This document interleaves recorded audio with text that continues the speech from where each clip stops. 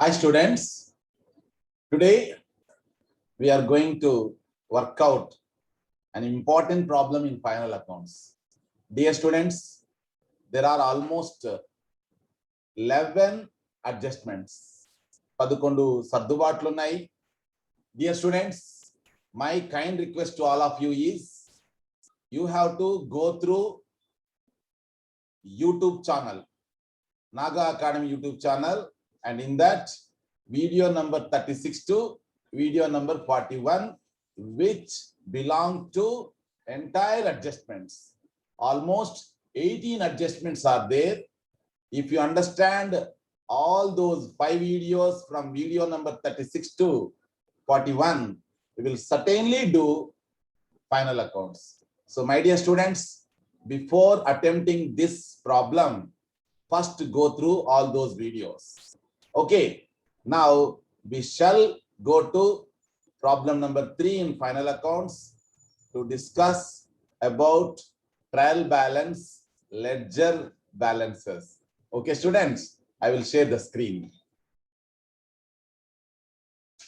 Right. Dear students, this is the problem.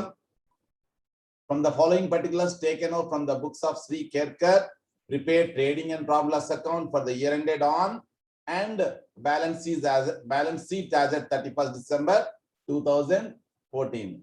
And these are all debit and credit balances.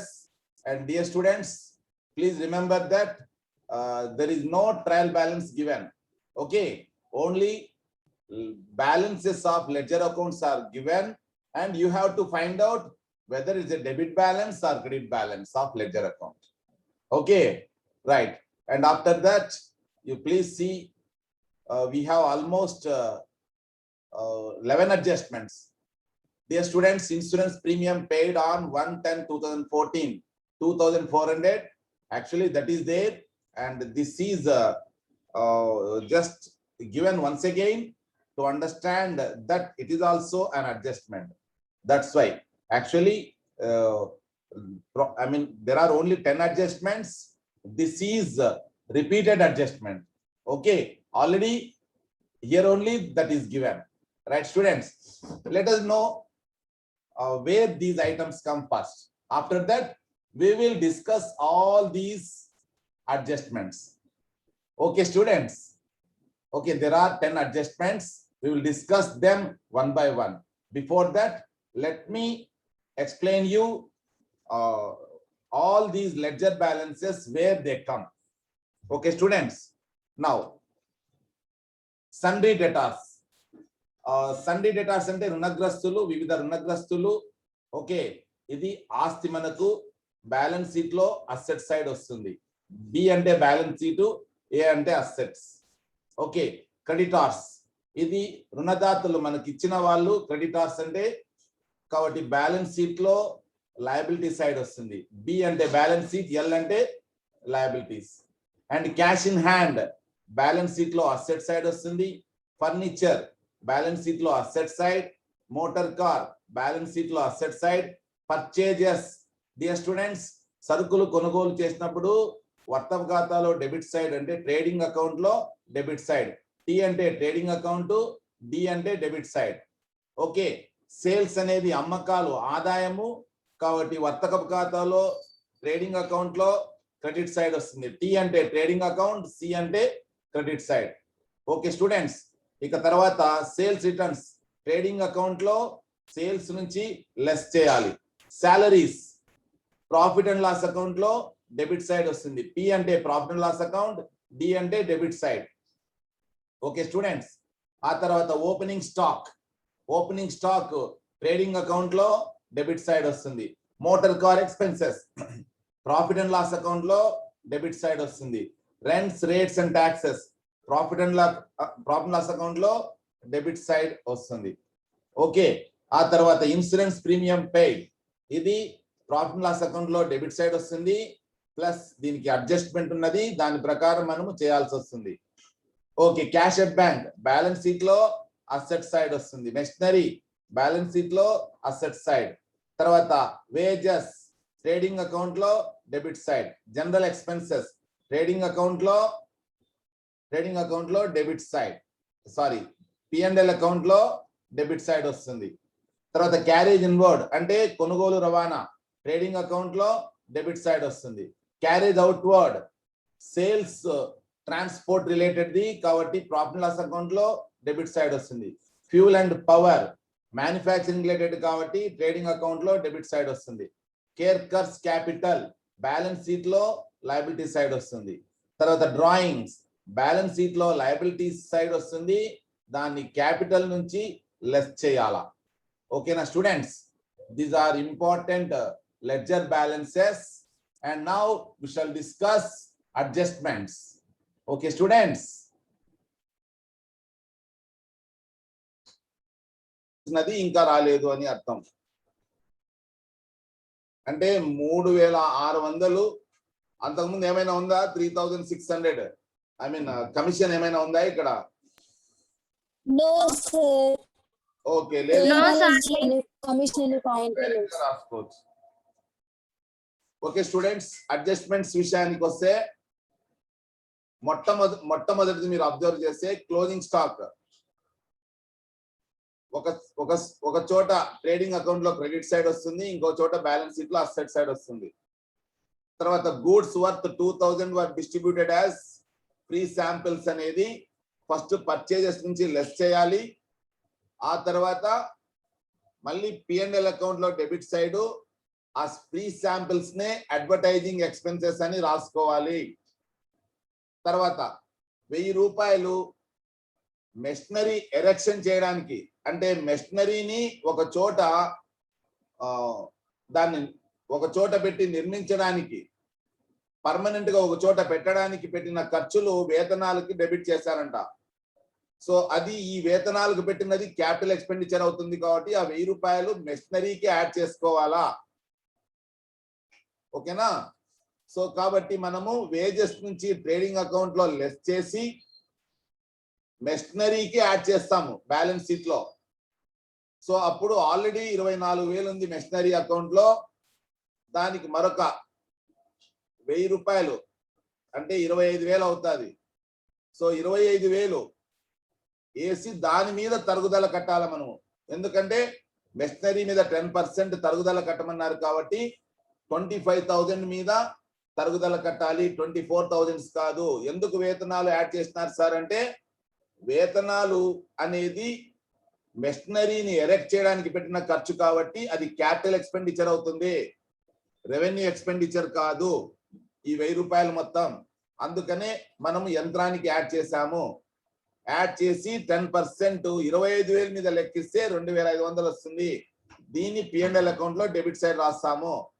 ఆ తర్వాత balance sheet లో asset side 25,000 అని రాసుకున్నాక 2,500 less చేసి 22,500 నికర యంత్రం యొక్క విలువను బ్యాలెన్స్ షీట్ లో చివరి రోజున చూపిస్తాము. అది పాయింట్. ఇక బ్యాడ్ డెట్స్ విషయానికి వస్తే డెటార్స్ ఆల్రెడీ 52,000 మనకు బ్యాలెన్స్ గా ఇచ్చాడు, దాంట్లో 2,000 లెస్ చేస్తాం. ఇది బ్యాలెన్స్ షీట్ లో అసెట్ సైడ్ వస్తుంది, అది తర్వాత చూద్దాం. సో బ్యాడ్ డెట్స్ అంటే నష్టం అన్నమాట. నష్టం కాబట్టి P&L అకౌంట్ లో డెబిట్ సైడ్ రాసుకుంటాము. ఆ తర్వాత 5% డౌట్ఫుల్ డెట్స్ తీసేయమన్నాడు. దాన్ని మనం ఏం చేస్తాము, డెటార్స్ 52,000 ఉంది కాబట్టి 52,000లో బ్యాడ్ డెట్స్ పూర్తిగా మనకు రాదు అని తెలిసింది కాబట్టి ఆ అమౌంట్ మనము ఏం చేస్తాము, లెస్ చేస్తాము 52,000 నుంచి బ్యాడ్ డెట్స్. చేసిన తర్వాత మిగిలిండేది 50,000 అన్నమాట. ఈ 50,000లో నుంచి ఇంకా సందేహాత్మక రాని బాకీల నిధి ఏర్పాటు చేయడానికి, అంటే రావచ్చు రాకపోవచ్చు అనేది ఒక 5% మనము అంచనాగా వేస్తాము. దాన్ని కూడాను క్యాల్కులేట్ చేస్తే 2,500 వస్తుంది. మనము ఆల్రెడీ ట్రయల్ బ్యాలెన్స్ లో ఏమైనా పాతది ఇచ్చింటే పాత దాంతో కొత్తది బేరీజు వేసుకొని కొత్తది ఎక్కువ ఉంటే ఆ తేడాని P&L అకౌంట్ లో డెబిట్ సైడ్ రాయాలా. పాతది ఎక్కువ ఉంటే తేడాని కొత్త దాంతో పోల్చుకొని P&L అకౌంట్ లో క్రెడిట్ సైడ్ రాయాలా. అంకణాలో లేదు కాబట్టి డైరెక్ట్ గా మనము P&L అకౌంట్ లో డెబిట్ సైడ్ రాస్తాము ఈ 2500. ఈ కాన్సెప్ట్ మీకు అర్థం కావాలా? ఇది క్లియర్ గా అర్థం కావాలంటే మీరు ఖచ్చితంగా అడ్జస్ట్మెంట్ వీడియో చూడాల్సిందే. ఏ ఒక్కరు కూడాను చూడట్లేదు, కేవలం 2-3 అది కూడాను జస్ట్ ఏదో అట్లా క్లిక్ చేశారు, 1 మినిట్ 2 మినిట్ చూశారు, వీడియో కట్ చేశారు. నాకు బాగా అర్థమవుతుంది మీరు ఎంతసేపు చూశారు అనేది. 1-2 మాత్రమే చూశారు, మిగతా వాళ్ళు సిన్సియర్ గా చూడట్లేదు.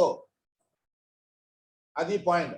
అందుకనే మీరు బ్లాంక్ ఫేస్ పెట్టుకొని ప్రాబ్లం చేయకుండా ఉన్నారు.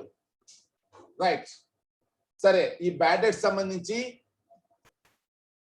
ఈ అడ్జస్ట్మెంట్లు చేసిన తర్వాత డెటార్స్ బ్యాలెన్స్ షీట్ లో అసెట్ సైడ్ 52,000 ఉంది. 52,000 ఇన్నర్ కాలంలో వేసుకొని ఫస్ట్ బ్యాడ్ డెట్స్ తీసేయాలి. అది తీసేసిన తర్వాత ప్రొవిజన్ ఫర్ డౌట్ఫుల్ డెట్స్ అనేది కూడా ఇన్నర్ కాలంలోనే తీసేస్తే నికర రుణగ్రస్తుల విలువ మెయిన్ కాలంలో బ్యాలెన్స్ షీట్ లో అసెట్ సైడ్ రాస్తాము 47,500 అని. ఇది 4వ అడ్జస్ట్మెంట్. ఇక 5వ అడ్జస్ట్మెంట్ లో మెషినరీ వాల్యూ ఆల్రెడీ ఎక్స్ప్లెయిన్ చేశాను. మోటార్ కారు విషయానికి వస్తే మోటార్ కారు 22,000 ఉంది. దాని యొక్క విలువ 22,000 అయితే తరుగుదల 20% చేయమన్నాడు. 22,000 ఇంటూ 20/100 వేసినప్పుడు 4,400 వస్తుంది. అది P&L అకౌంట్ లో డెబిట్ సైడ్ రాసుకోవాలా. ఓకేనా? ఆ తర్వాత బ్యాలెన్స్ షీట్ లో అసెట్ సైడ్ 22,000 ఇన్నర్ కాలంలో వేసుకొని 4,400 లెస్ చేసి మిగతా 17,600 మనము బ్యాలెన్స్ షీట్ లో అసెట్ సైడ్ రాస్తాము. ఓకేనా? అది రైట్ స్టూడెంట్స్. సో ఇక మెషినరీకి సంబంధించి ఆల్రెడీ ఎక్స్ప్లెయిన్ చేశాను కాబట్టి I don't want explain that again.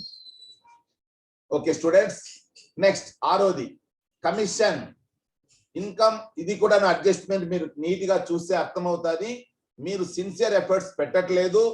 మీకు వీడియోలు చూసే ఇంట్రెస్ట్ మీకు వస్తే తప్ప మీకు ఈ అడ్జస్ట్మెంట్స్ అర్థం కావు. దయచేసి వీడియోస్ చూడండి. 36 నుంచి 41 వరకు మీరు గీన అడ్జస్ట్మెంట్స్ చూడకపోతే ఫైనల్ అకౌంట్స్ ఎట్టి పరిస్థితుల్లోనూ టాలీ చేయలేరు. ఎందుకంటే మీరు అది అర్థమైతేనే ఇవి అర్థమవుతుంది. ఇప్పటి నుంచి రాబోయే 3-4 రోజుల్లో మనం ఫైనల్ అకౌంట్స్ చాలా క్లిష్టమైన ప్రాబ్లం చేస్తాము. దానికి మీరు ఖచ్చితంగా చూడాల్సిందే ఆ వీడియోస్ చూడకపోతే మాత్రం you can't do final accounts complete గా. టాలీ చేయలేరు. రైట్, నేను గంటాపతంగా ఆ విషయం చెప్పగలను. ఎందుకంత కష్టపడితే తప్ప మీకు ఫైనల్ అకౌంట్స్ టాలీ కాదు. పువ్వుల్లో పెట్టినట్టుగా నీట్ గా అడ్జస్ట్మెంట్స్ ట్రయల్ బ్యాలెన్స్ లో ఎక్కడుంటుంది, దాన్ని ప్రాబ్లమ్స్ ట్రేడింగ్ అండ్ ప్రాబ్లమ్స్ లో ఎక్కడ రాసుకోవాలి, బ్యాలెన్స్ షీట్ లో ఎక్కడ రాసుకోవాలని అంత నీట్ గా ఎక్స్ప్లెయిన్ చేస్తే వాటిని మీరు చూడకుండా నిర్లక్ష్యం చేస్తున్నారు. ఆ విషయాన్ని మీరు జాగ్రత్తగా చూస్తే తప్ప ఫైనల్ అకౌంట్స్ టాలీ చేయలేరు.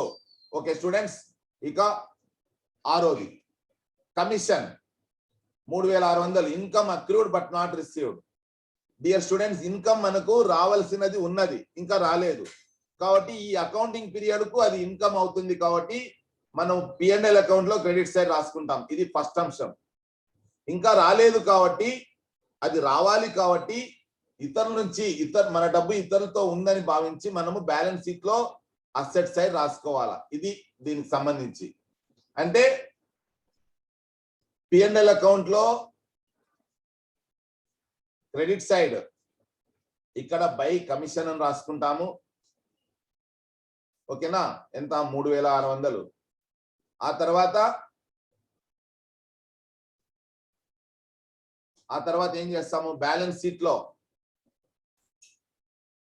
అసెట్ సైడ్ ఇంకా రావాలి కాబట్టి మనకు కమిషన్ రిసీవబుల్ అని రాస్తాం అనమాట.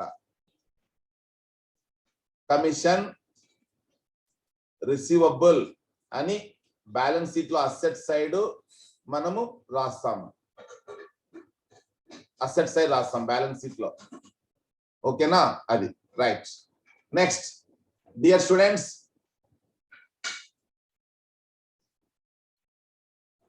ఏడో point, an amount 10,000 was borrowed. From Paul on 1st July 2014. 2014లో మనము 10,000 బారో చేసాము 1st Julyన. 31 డిసెంబర్న మనము ఇచ్చేసాము. డియర్ స్టూడెంట్స్, ఫైనల్ అకౌంట్స్ ఎప్పుడు చేస్తున్నాం అనేది మీకు తెలియాలి. That is the important thing. Okay, so మీరు అబ్జర్వ్ చేస్తే 31st December 2014 సంబంధించిన బ్యాలెన్సెస్ ఇవన్నీ ఆ రోజున మనం బ్యాలెన్స్ షీట్ చేయమని చెప్పారు. అంటే అకౌంటింగ్ పీరియడ్ ఎప్పుడు స్టార్ట్ అవుతుంది అనేది important. So 31st December dear students, అంటే అకౌంటింగ్ పీరియడ్ 1/1/2014 స్టార్ట్ అవుతే 31/12/2014 క్లోజ్ అవుతుంది అనమాట. కానీ మనం ఎప్పుడు తీసుకున్నాం లోను? 1 జూలై తీసుకున్నాం. అంటే 1/7/2014 తీసుకున్నాం. 1/7/2014 తీసుకున్నాం. ఆ తర్వాత ఎప్పుడు పే చేసాం? 31/12/2014 పే చేసేసాం. కానీ ఇంట్రెస్ట్ ఇంకా పే చేయలేదు. అంటే 6 months పీరియడ్ అన్నమాట. ఈ 6 months పీరియడ్ కి అంటే 10,000 మీద వడ్డీ 10% అంటే 1000 అవుతుంది. ఆ 1000 లో కేవలం 6 నెలలకు మాత్రమే తీసుకోవాలా. 6/12 వేసుకోవాలా. అంటే 500 అవుతుంది. 500 ఇంకా పే చేయలేదు మనం ఇంట్రెస్ట్. మనం పాల్ నుంచి తీసుకున్న లోన్ కాబట్టి అది యాక్చువల్ గా ఇంకా అట్లే ఉంటే ఏమైండేది? బ్యాలెన్స్ షీట్ లో లయబిలిటీ సైడ్ వచ్చిండేది. కానీ 31 డిసెంబర్న పే చేసేసారు. పే చేశారు కాబట్టి బ్యాలెన్స్ షీట్ లో ఈ 10,000 రాదు. కేవలం వడ్డీ మాత్రమే చెల్లించలేదు. అది మాత్రమే మనము ఖర్చు కాబట్టి P&L అకౌంట్ లో డెబిట్ సైడ్ రాసుకోవాలి ఫస్ట్ గా. ఆ తర్వాత ఇంకా చెల్లించలేదు కాబట్టి బ్యాలెన్స్ షీట్ లో liability side interest out standing అని బ్యాలెన్స్ షీట్ లో లయబిలిటీ సైడ్ 500 రాసుకుంటాము. ఆ తర్వాత అది ఇంట్రెస్ట్ మనం తీసుకున్న అప్పు మీద వడ్డీ అనేది ఖర్చు అవుతుంది కాబట్టి P&L అకౌంట్ లో డెబిట్ సైడ్ రాసుకుంటాము. ఇది పాయింట్. ఈ పాయింట్ అర్థమైందా dear students? Yes, sir. Okay, Yes, sir. Right. Dear students, bills receivable not at due. Bills receivable not at due. ఇది కాంటింజెంట్ లయబిలిటీ. ఇది కాంటింజెంట్ లయబిలిటీ. కేవలం దీన్ని మనము బ్యాలెన్స్ షీట్ కింద రాసుకోవాలి. ఇది బ్యాలెన్స్ షీట్ లో రాదు. యాక్చువల్ గా బిల్స్ రిసీవబుల్ అంటే 1000 రూపీస్. ఇది బ్యాలెన్స్ షీట్ లో అసెట్ సైడ్ వస్తుంది. బ్యాలెన్స్ షీట్ లో అసెట్ సైడ్ వస్తుంది. కానీ మనము దాన్ని బిల్స్ రిసీవబుల్ ని రాసుకోము. ఎందుకంటే 31st December 2014 డిస్కౌంట్ చేసుకున్నాం కాబట్టి, ఓకేనా, డ్యూ డేట్ రోజున మనం పే చేయాల్సి వస్తుంది కాబట్టి అది 31st December కు ఆస్తి కాదు. ఫ్యూచర్ లో మనం చెల్లించాల్సిన మన బిల్స్ రిసీవబుల్ మనకు రావాల్సిన మొత్తం. ఓకేనా, కాబట్టి ఈసారికి దాన్ని మనము అసెట్ గా రాసుకోము. కేవలం బ్యాలెన్స్ షీట్ లో కింద అంత బ్యాలెన్స్ షీట్ చేసిన తర్వాత ఏమని రాసుకుంటాము? దెర్ ఈస్ కాంటింజెంట్ లయబిలిటీ 1000 అని రాసుకుంటాము. అంతే. కాబట్టి ఇది ఎక్కడా కూడా రాదు అనే విషయం గుర్తుపెట్టుకోండి. Okay, right. Next 2000 is to be transferred to reserve fund out of profit. Dear students, P&L account లో మీరు ఖర్చులన్నీ వేసుకున్న తర్వాత డెబిట్ సైడ్ ఇక్కడ గ్రాస్ ప్రాఫిట్, తర్వాత మిగతా ఇండైరెక్ట్ ఎక్స్పెన్స్, ఇండైరెక్ట్ ఇన్కమ్స్ అన్ని వేసుకున్న తర్వాత టోటల్ వస్తుంది. అంటే ఈ పక్క ఇన్కమ్ వస్తుంది, ఈ పక్క ఇదే ఈ సైడ్ కూడా వేస్తారు. సో ఇక్కడ మీరు 2 కాలమ్స్ కు స్పేస్ పెడతారు. పెట్టి బయటకు వచ్చి మీరు ఇన్కమ్స్ యాడ్ చేస్తారు. ఫస్ట్ వేసి ఈ ఖర్చులన్నీ తీసేస్తారు. లెస్ అని ఎక్స్పెన్సెస్ తీస్తారు. తీస్తే మీకు నెట్ ప్రాఫిట్ వస్తుంది. ఈ నెట్ ప్రాఫిట్ లో నుంచి ట్రాన్స్ఫర్ టు రిజర్వ్ ఫండ్ అని 2000 రాస్తారు. మరి నెట్ ప్రాఫిట్ నుంచి 2000 తీసేసిన తర్వాత మిగతా బ్యాలెన్స్ ఎంతైతే వస్తుందో ఆ బ్యాలెన్స్ ఇక్కడ రాస్తారు. అది పాయింట్ ఇక్కడ. డియర్ స్టూడెంట్స్, ఈ పాయింట్ అర్థమైందా లేదా? సార్ ఇంకోసారి చెప్పండి sir. Okay, right, thank you.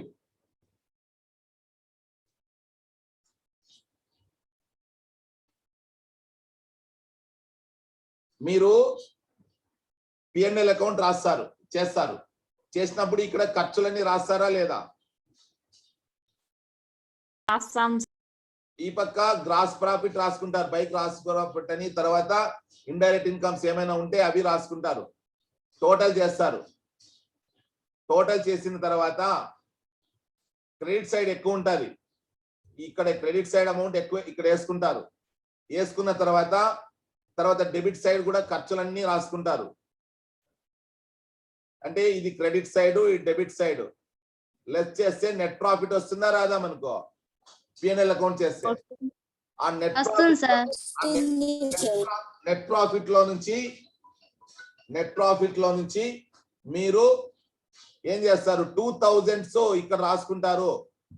ఇగో ఇక్కడ ట్రాన్స్ఫర్ టు రిజర్వ్ ఫండ్ అని 2000 రాసుకుంటారు. ఇంకా నెట్ ప్రాఫిట్ లో 2000 పోతే ఎంత మిగులుతుంది? ఆ మిగిలిన మొత్తాన్ని ఇక్కడ రాసుకుంటారు అని చెప్తున్నాను, నెట్ ప్రాఫిట్ అని. అంతే, ఓకేనా? Okay sir. ఆ తర్వాత ఈ రెండు కూడా రిజర్వ్ ఫండ్ 2000 అని రాసుకున్నారా లేదా? ఈ అమౌంట్ 2000, ఈ అమౌంట్ మళ్ళీ బ్యాలెన్స్ షీట్ లో లయబిలిటీ సైడ్ ఈ 2000 బ్యాలెన్స్ షీట్ లో లయబిలిటీ సైడ్ రిజర్వ్ ఫండ్ అని రాసుకుంటారు 2000. ఆ తర్వాత ఇంకా మీకు తెలుసు కదా నెట్ ప్రాఫిట్ దేనికి యాడ్ చేస్తారు?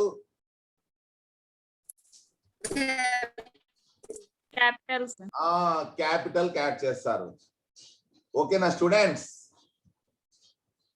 Right, next okay, very good, thank you.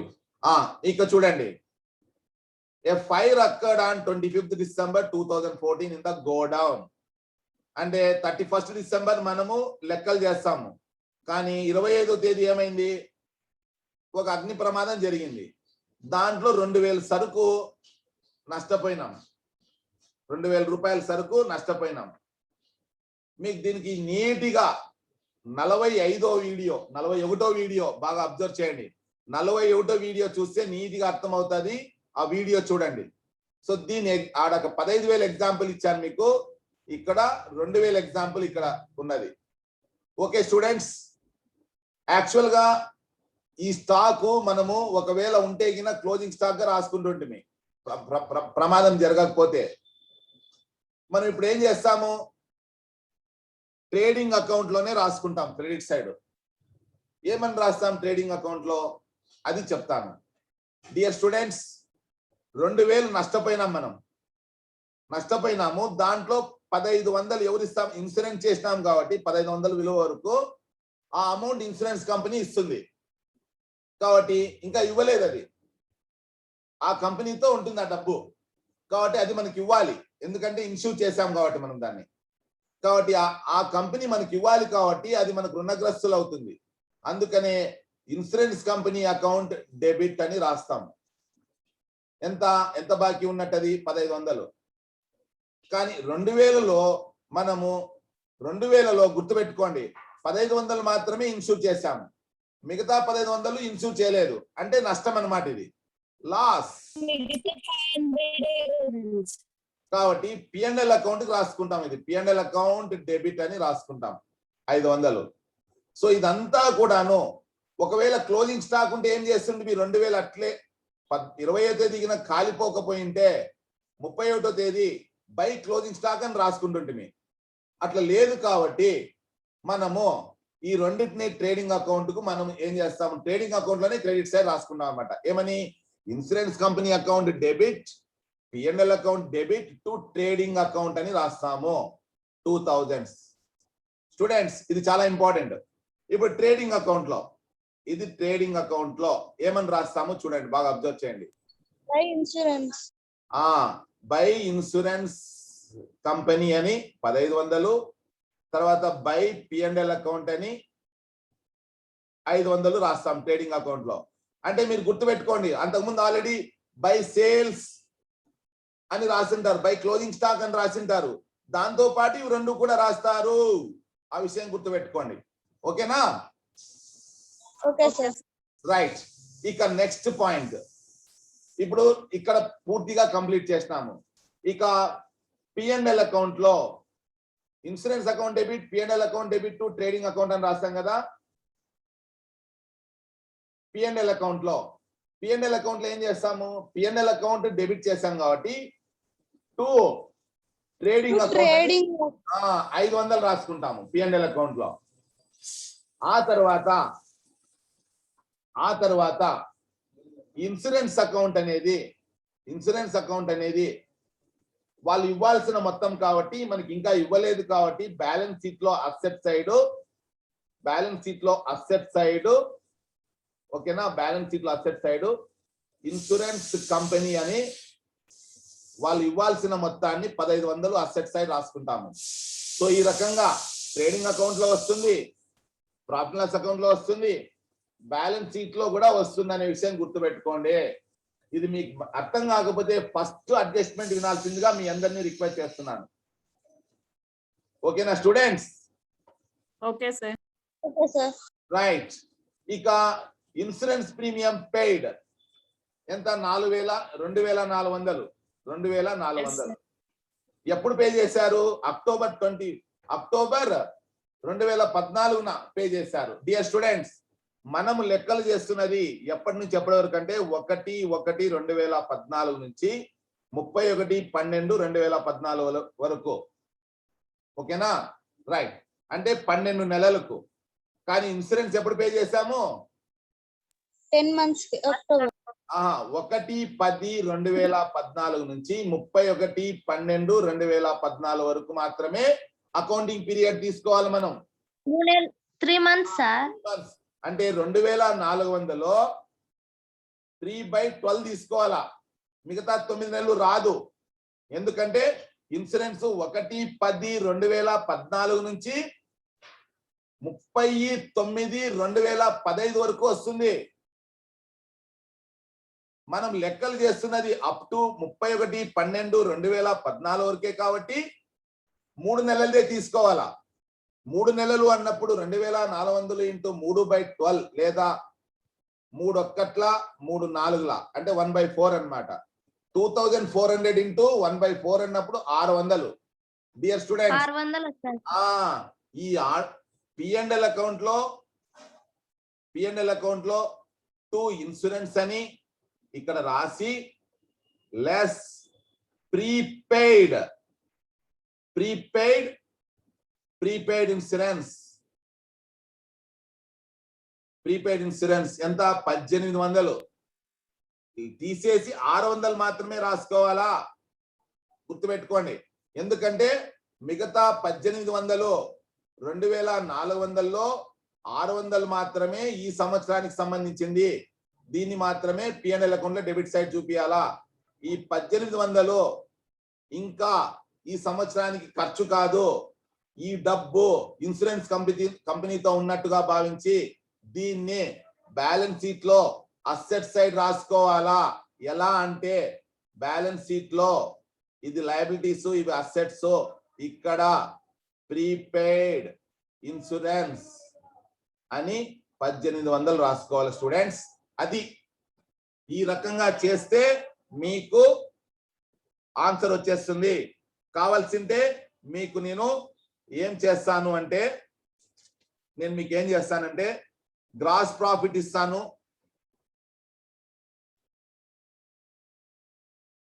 Gross profit is equal to 1,40,930. Net profit ఇస్తాను. Net profit 1,06,742.